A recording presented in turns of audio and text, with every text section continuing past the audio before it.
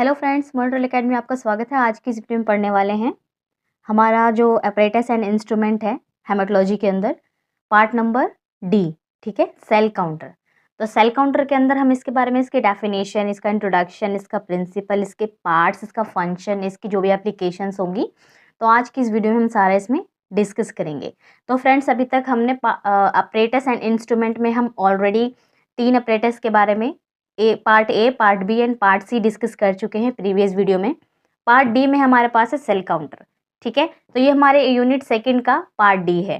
ठीक है, तो ये पार्ट्स मैं इसलिए पढ़ा रही हूँ क्योंकि ये काफ़ी लेंदी टॉपिक है, काफ़ी ज़्यादा लंबा है, तो सारे अपरेटस के बारे में आपको हर एक वीडियो में देखने को मिलेगा। ठीक है, तो सेल काउंटर बेसिकली होता क्या है, हम सबसे पहले इसके इंट्रोडक्शन की बात करते हैं। यहाँ पे लिखा हुआ नहीं है बट हम डिस्कस कर लेते हैं।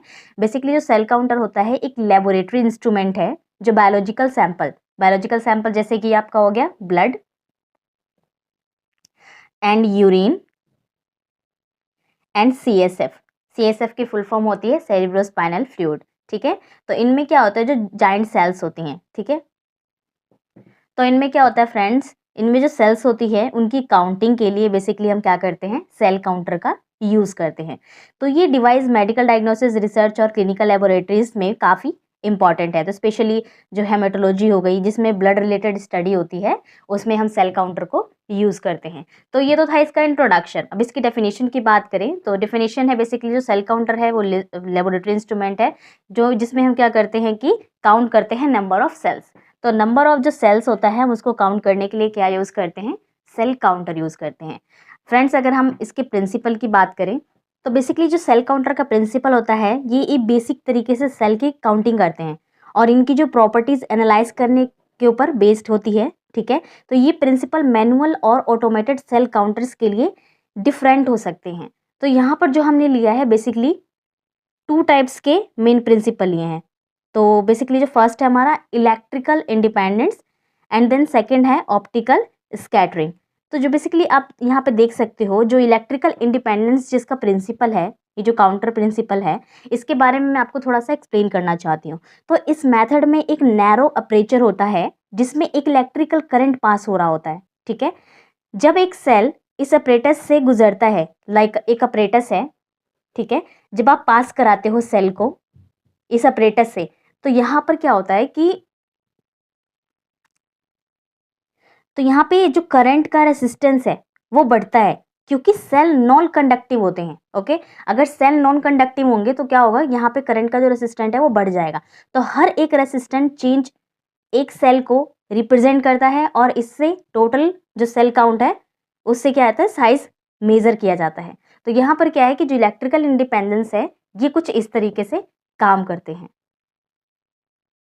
तो बेसिकली अगर हम बात करें इसके एप्लीकेशंस की, तो इलेक्ट्रिकल इंडिपेंडेंस जो होता है, जो यूज़ करते हैं हम बेसिकली आरबीसीज, डब्ल्यूबीसीज एंड प्लेटलेट।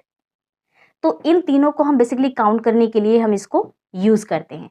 अब बात करते हैं फ्रेंड्स ऑप्टिकल, हम इसको फ्लो साइटोमेट्री प्रिंसिपल भी कहते हैं। ठीक है, तो ये प्रिंसिपल लेज़र लाइट और फ्लोरोसेंस डाइस का यूज़ करते हैं। तो इसमें क्या होता है कि लेज़र लाइट यूज़ होती है और फ्लोरोसेंस डाइस होता है। ठीक है, तो बेसिकली सैंपल को हाइड्रोडायनेमिक जो फोकसिंग के थ्रू एक नैरो स्ट्रीम में पास किया जाता है जिसमें से एक एक करके सेल्स लेज़र बीम से गुजरते हैं। जब लेज़र किसी सेल से टकराती है तो लाइट स्कैटर होती है जो सेल्स के साइज और कॉम्प्लेक्सिटी को के अकॉर्डिंग उसको मेजर की जाती है। तो कुछ केसेस में फ्लोरोसेंस डाइस का यूज़ करके स्पेसिफिक सेल्स टाइप को अलग अलग डिटेक्ट किया जाता है। तो ये होता है हमारे ऑप्टिकल स्क्रैटिंग में। तो आप जानते हैं फ्रेंड्स कि किस तरीके से हमारे जो ये ऑप्टिकल स्क्रैटिंग या इलेक्ट्रिकल इंडिपेंडेंस वर्क कर रहे हैं। इलेक्ट्रिकल का मतलब ये है कि वहाँ पे इलेक्ट्रिकल फील्ड है। ठीक है, अब यहाँ पर जो ऑप्टिकल है या फ्लो साइटोमेट्री की बात करें जिसमें सेल्स फ्लो हो रही हैं, उसकी काउंटिंग हो रही है। ठीक है, तो इसको आपको देखकर ही समझ में आ जाएगा कि इसमें एक्चुअली है क्या। तो ये तो था हमारा प्रिंसिपल ऑफ सेल काउंटर। तो पार्ट्स ऑफ सेल काउंटर की बात करें तो जो सेल काउंटर है, सेल काउंटर एक एडवांस मशीन है जो बेसिकली ब्लड और बायोलॉजिकल फ्लूइड में सेल्स की काउंटिंग करता है। तो ये मैनुअल और ऑटोमेटेड दोनों टाइप के अवेलेबल होते हैं। ठीक है, और हर टाइप में अलग अलग पार्ट्स होते हैं। तो हम जो बात कर रहे हैं उसमें जो पार्ट्स है उसमें बेसिकली सैंपल चैम्बर्स होते हैं। ठीक है, तो इसमें क्या होता है, सैंपल्स जो होते हैं, सेल सैंपल्स इसमें प्लेस किए जाते हैं सैंपल चैम्बर के अंदर। एंड देन इसके अंदर इलेक्ट्रोड्स होते हैं। इलेक्ट्रोड्स क्या करता है, use it electrical independence counting to detect cell, यानी कि इसमें क्या करते हैं, जो इलेक्ट्रिकल को यूज किया जाता है, ठीक है, और उसमें सेल्स को काउंट करने के लिए, उसको डिटेक्ट करने के लिए। लाइट सोर्सेज होती हैं, ठीक है, तो used in optical counter to detect cell scattering, ठीक है, स्कैटरिंग।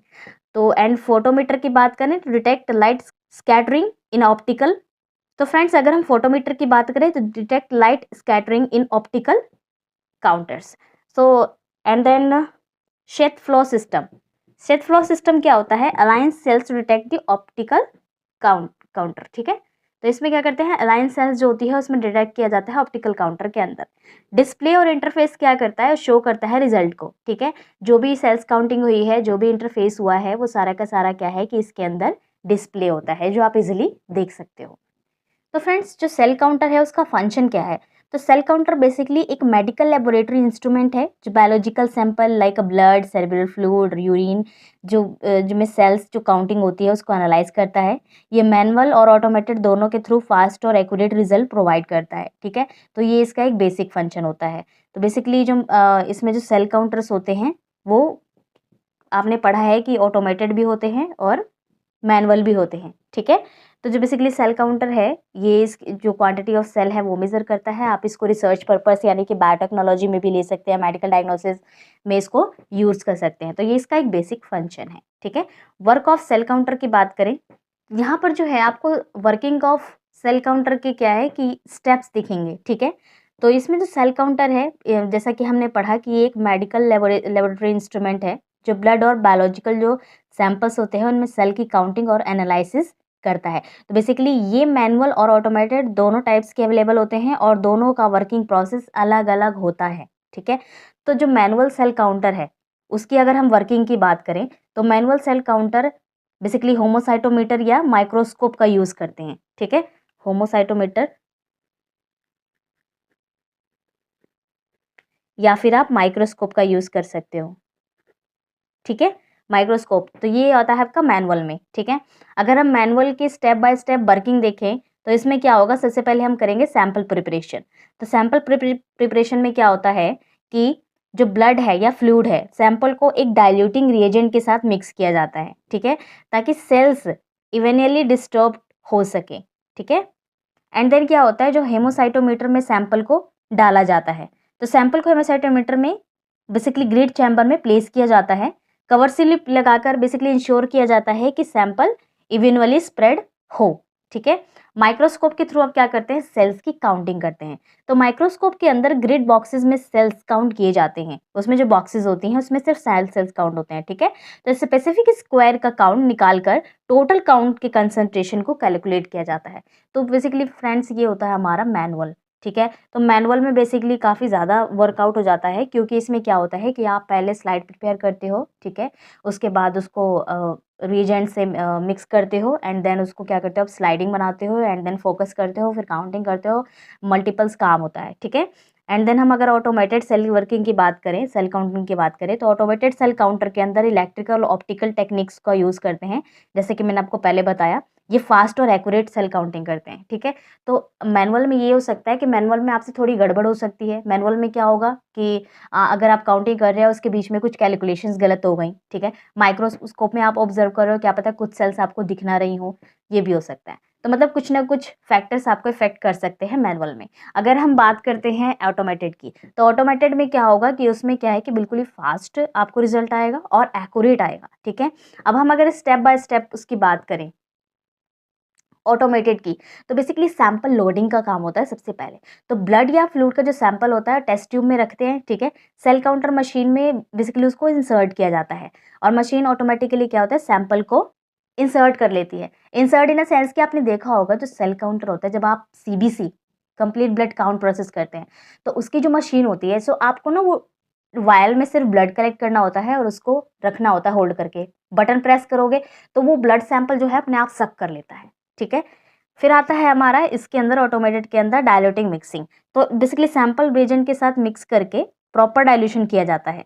तो ये इंश्योर करता है कि सेल क्लम्प ना बने, ठीक है। अगर सेल में क्लम्प बन गया तो वो क्या होता है कि वहाँ पे ब्लॉकेज हो सकता है, ठीक है, और एक्यूरेट काउंटिंग नहीं आएगी। फिर देन क्या करते हैं हम कि जो सेल काउंटर में 2 मेन टेक्नोलॉजीज़ का यूज़ होता है। एक तो होता है बेसिकली इलेक्ट्रिकल इंडिपेंडेंस और ऑप्टिकल फ्लो साइटोमेट्री, जो कि हम पहले पढ़ चुके हैं। तो बेसिकली इसमें क्या होगा, डाटा एनालिसिस होगा और रिजल्ट डिस्प्ले होगा। तो ये हमारा था मैनुअल और automated working of cell counter.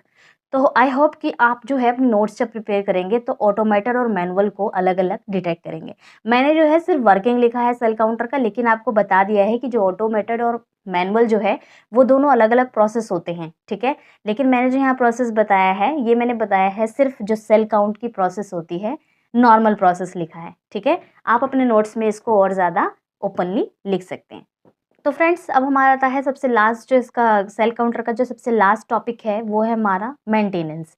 तो इसके जो पॉइंट्स है वो हमने ऑलरेडी इसका फंक्शन वगैरह सब डिस्कस कर लिया है, इसका प्रिंसिपल फंक्शन एंड इनका introduction.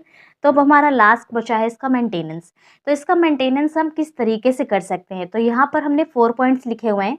Regular calibration, cleaning, software and routine check. तो बेसिकली सेल काउंटर का मेंटेनेंस क्यों इंपॉर्टेंट है? तो सेल काउंट जो काउंटर होता है उसकी जो रेगुलर मेंटेनेंस करना ज़रूरी है, ताकि मशीन एक्यूरेट रिजल्ट दे, स्मूथली चले और इसका लाइफ स्पैन बढ़े। अगर इसका ये स्मूथली नहीं चलेगा और ये काफ़ी कम टाइम में ही ख़राब हो जाएगा, तो क्या हो सकता है कि आप बहुत ज़्यादा सफ़र कर सकते हैं। तो मेंटेनेंस के बेसिकली जो 4 स्टेप मैंने बताया आपको, regular calibration, cleaning, software update and routine check. तो ये मेरे छोटे से कुछ पॉइंट्स हैं जो मैंने यहाँ पे मैं आपको एक्सप्लेन करने वाली हूँ। तो सबसे पहले हम एक्सप्लेन करेंगे रेगुलर कैलिब्रेशन क्यों इम्पॉर्टेंट है। तो बेसिकली जो कैलिब्रेशन का मतलब है कि मशीन की एक्यूरेसी चेक करना और उसको स्टैंडर्ड वैल्यू के साथ एडजस्ट करना, ठीक है? तो लैब की एक स्टैंडर्ड वैल्यू होती है जो मशीन को में क्या करती है, कैलिब्रेट करना पड़ता है, ठीक है? ताकि हमारे रिजल्ट्स वैरी ना करें, ठीक है? बिल्कुल करेक्ट आएँ। तो डेली या वीकली कैलिब्रेशन ज़रूरी है, स्पेशली अगर मशीन का ज़्यादा यूज़ हो रहा है, ठीक है? तो हम उसको डेली कैलिब्रेट करते हैं। तो क्वालिटी कंट्रोल जो होता है, बेसिकली क्वालिटी कंट्रोल को शॉर्ट फॉर्म में हम क्यूसी लिखते हैं, ठीक है? तो सैंपल का यूज़ करके वेरीफाई करें कि मशीन सही रीडिंग दे रही है या नहीं दे रही। तो अगर रीडिंग स्टैंडर्ड वैल्यू से मिसमैच हो रही है, तो रिकैलिब्रेशन करना होता है, ठीक है? रिकैलिब्रेशन करेंगे, अगर वैल्यू ठीक आएगी, देन वो सही से काम कर रहा है। तो ये होता है हमारा रेगुलर कैलिब्रेशन। अगर हम क्लीनिंग की बात करें तो मशीन को क्लीन रखना बेसिकली क्लॉगिंग और कंटामिनेशन प्रिवेंट करता है। अगर आप कंटामिनेटेड एरिया में काम करेंगे तो उसमें क्या होगा कि उसमें इफेक्ट हो सकता है, ठीक है? तो डेली क्लीनिंग के अंदर बेसिकली आता है सैंपल, प्रोब और एपरेटस को क्लीन करना, ठीक है? सॉल्यूशन फ्लश करके, ताकि ब्लॉकेज ना हो। अगर ब्लॉकेज होगी तो सेल काउंट एक्यूरेट नहीं आएगा। तो मशीन का जो आउटर सरफेस होता है और स्क्रीन को बेसिकली लिंट फ्री क्लॉथ जो आते हैं उससे डिसइंफेक्ट या वाइप करना चाहिए, ठीक है? वीकली क्लीनिंग भी कर सकते हैं फ्रेंड्स, कोई भी फ्लूइड यूज़ कर सकते हैं आप, ठीक है? और मंथली डीप क्लीनिंग भी होती है, ठीक है? जिसमें आप अपरेटस और ऑप्टिकल सेंसर्स को क्लीन कर सकते हैं, ठीक है? Waste disposal basically unit properly flush करना होता है और चेक करें कोई लीकेज ना हो। लीकेज अगर हुआ तो उसमें भी प्रॉब्लम हो सकती है। अब आता है सॉफ्टवेयर की। तो सॉफ्टवेयर क्या होता है, उसको अपडेट करना क्यों ज़रूरी है? तो मशीन का जो सॉफ्टवेयर अप टू डेट होना ज़रूरी है, क्योंकि नए फीचर्स और बग फिक्सेस इनेबल हो सकते हैं। तो इसलिए सॉफ्टवेयर अपडेशन बहुत ज़्यादा इम्पॉर्टेंट होता है। रूटीन चेक क्या होता है? रूटीन चेक तो बेसिकली यही है कि वो प्रॉपर तरीके से उसके पार्ट्स जो है वो फंक्शन कर रहे हैं, नहीं कर रहे हैं, ठीक है? तो बेसिकली रेगुलर जो इंस्पेक्शन होता है मशीन का मेजर प्रॉब्लम को प्रिवेंट करता है। तो रूटीन जो चेक्स है वो बहुत ज़रूरी है। इसमें क्या होता है कि आप क्या-क्या कर सकते हो, रिएजेंट का लेवल चेक कर सकते हो, जो एरर लॉग्स है उसको चेक कर सकते हो, क्योंकि जब भी कुछ एरर होगा तो वहाँ पर ना आपको बीप आएगी, ठीक है? और वहाँ पर नोटिफ़िकेशन भी आएगा मशीन के अंदर। पावर सप्लाई और केबल कनेक्शन उसको आप चेक कर सकते हो। बेसिकली जो क्वालिटी कंट्रोल है, जो टेस्ट रन कर रहे हो आप उसको चेक कर सकते हो, ठीक है? तो इससे बेनिफिट्स क्या होगा, इससे जो ईयरली प्रॉब्लम है वो डिटेक्ट हो सकती है और जो कॉस्टली रिपेयर है उससे आप बच सकते हैं, ठीक है? तो फ्रेंड्स ये था हमारा सेल काउंटर। तो वीडियो कैसी लगी आपको? अगर अच्छी लगी हो तो फ्रेंड्स लाइक करना मत भूलिएगा। चैनल को सब्सक्राइब कर दिए फ्रेंड्स। मिलते हैं नेक्स्ट वीडियो में। Thank you so much.